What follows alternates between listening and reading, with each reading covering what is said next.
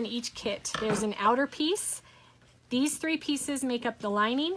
There's 2 pieces of either strips to make bias tape or of bias tape, and a piece of wire. If yours does not come with bias tape and comes with the strips, you have to make the bias. Just use a hot iron. If you fold it in half and iron it all the way down, and then what you're going to do is fold the pieces in and get it apart.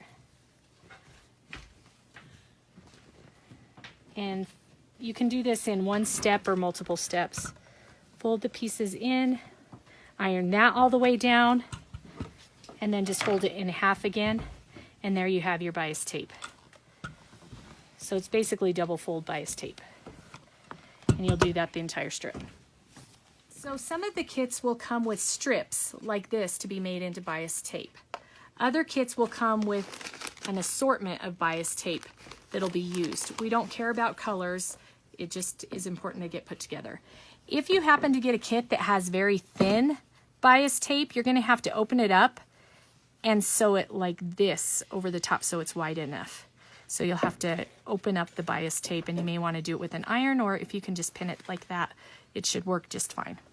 So we are going to stitch, fold over this and stitch here. We're going to do it here, here, and here. So I have these 4 hems done. Now I'm going to take this and put it right sides together, and we will hem this side and this side. Okay, so now we have this stitched together, and you'll notice that this V is larger than this V. This is for the chin, this is for the nose, and the same goes for the inner lining. We are now going to put right sides together again, both on the outside piece as well as the lining, and stitch again a 1/4 inch seam on the nose and the chin pieces. So I have these stitches done, and you'll notice I did back stitch over this because you want to make sure that the nose and chin pieces hold well. Then you will turn them right side out. So now they curve a little bit. At least turn this one right side out. We're going to put wrong sides together now. So this is going to go inside like this.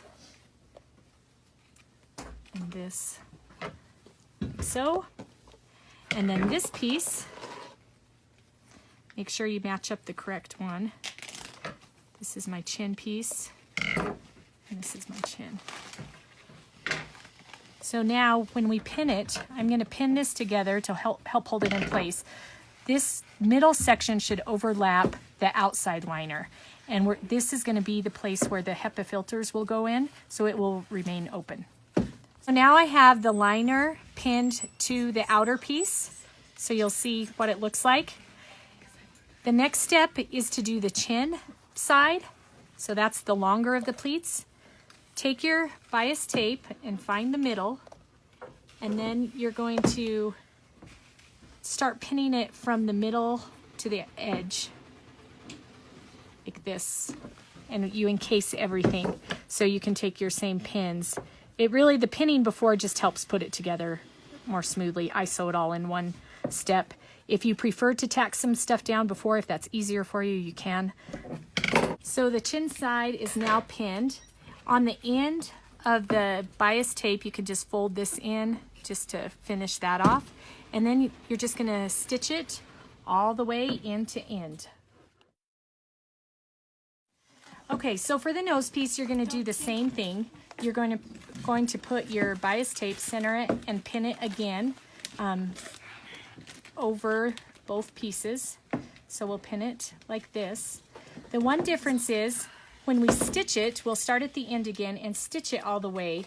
We need to encase this small wire inside the bias tape. What we have found the easiest thing to do is to go ahead and stitch all the way to here, then stop stitching, slip in the wire, and then finish stitching. This is what the finished mask looks like. This is the nose, here's the chin, the inside, here's the open spots to put the filters in, and the filters will be provided separately by the hospital. And the last step we do is actually sew a stop on each side of the nose piece for the wire, and that keeps the wire from sliding further than these stitches.